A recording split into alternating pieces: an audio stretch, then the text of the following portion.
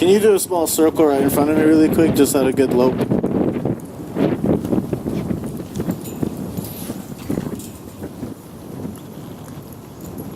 Go ahead and get his nose to look in. And if you can, try to get him to really get off that leg and then let go once he does. Go ahead and break to a trot and do a small circle again.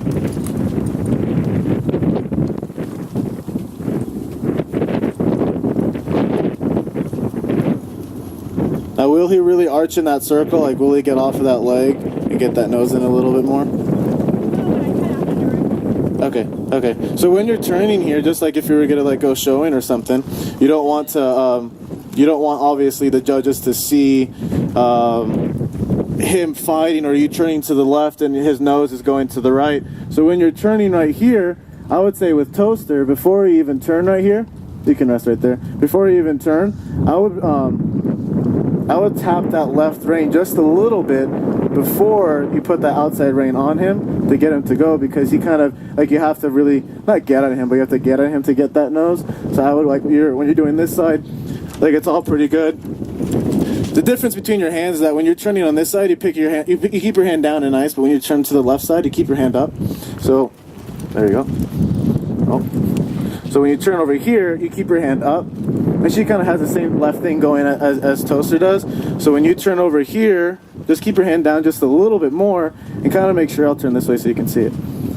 So when you turn, just kind of engage that nose just a little bit. And I would say even put that inside leg on. So if this was like the gate was right here, and I'll put that inside leg on just a little bit and then use that outside leg, if that makes sense. Yeah. Okay, because when you're first starting a horse, you're not getting them to turn by using the outside leg because they don't know what it is. So you teach them by using that inside rein and that inside leg so that they can really turn around, just kind of like that. So it's just kind of the same thing when you're turning them into that lead.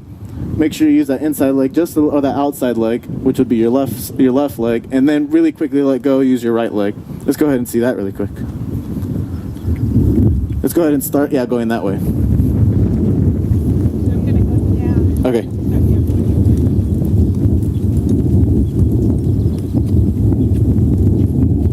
Now when you come down over here and you roll back to the other side, instead of just continuously going straight to the other side, do a left circle.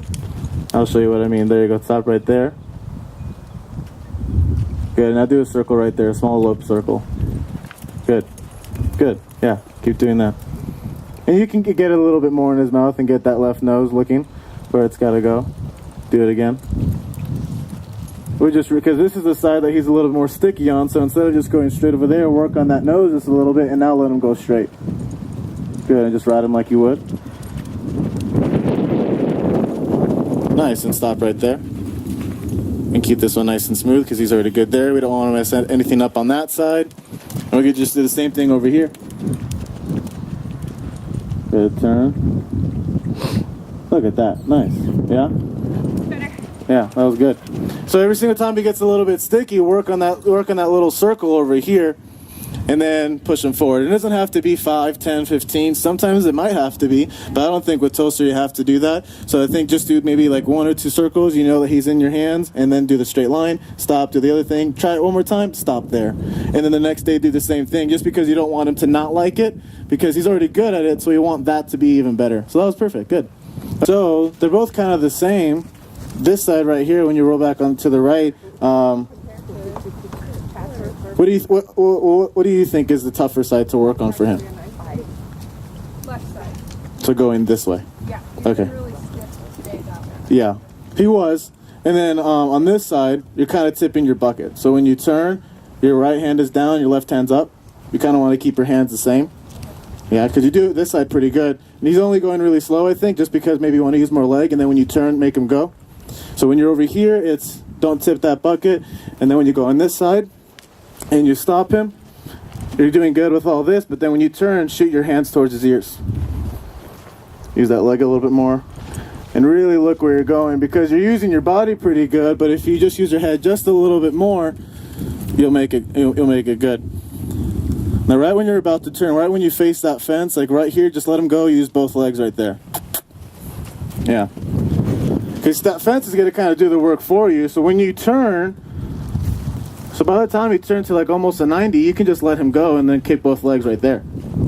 Yeah. So when you go ahead and let's do this side again. When you turn him, go ahead, turn him right there.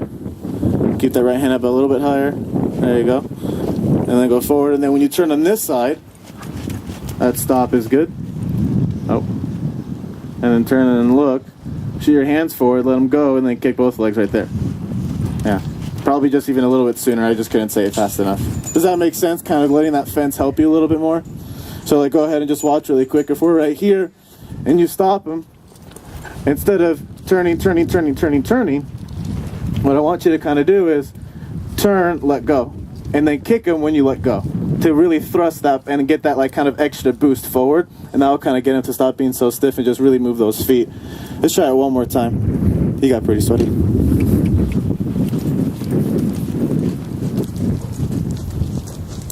And just make sure when you turn, you let go. Lead. It's okay. You just kind of want to pet them and let them know that they did it. And if it takes a while, like if you're turning them and then you're trying to get the lope here, but they're getting the lope like right here, that's still fine. They're getting the lope. Reward them for that. And then ask for more later on. All right, Bryanna, are you ready? Let's do it. Take your time. So we'll do it at the trot, just like how Wendie did. And start with those blue things on the other side of that gate right over there in front of you. And let's go ahead and trot to those noodles, and we'll keep it at that distance. He's really good at staying on his line though. So that's pretty good. Oh yeah?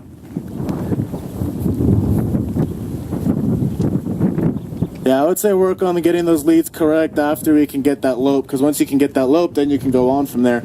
But it's hard to get that correct lead when their feet won't even move.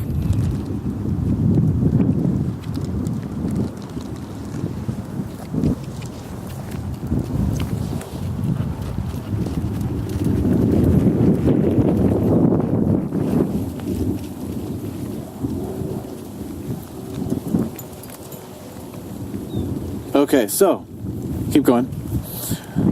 When you turn over here, go ahead and fully stop and just rest a little bit, because if he's still working on those rollbacks, we're going to start from the very beginning. We're just going to stop right there and hold until he backs up. Hold until he backs up. Don't pull more, just hold. Keep holding a little, one more step, and stop and pet him. Rest for a little bit, and now turn to the other side, keeping your hands even. Put your left hand a little bit higher, point where you're going, your left hand. Yeah, so when you're turning, you're kind of like tipping it down like this. Kind of point out a little bit more with that left hand, especially since you're using that snaffle. Really direct them with that bit. Go ahead and push forward. And right now, don't even worry about him kind of going left to right or wanting to get that nose to the inside or drop that shoulder too much. Just do exactly what you're doing and putting that nose to that fence. Go ahead and stop right there. Let him know that that stop is rest.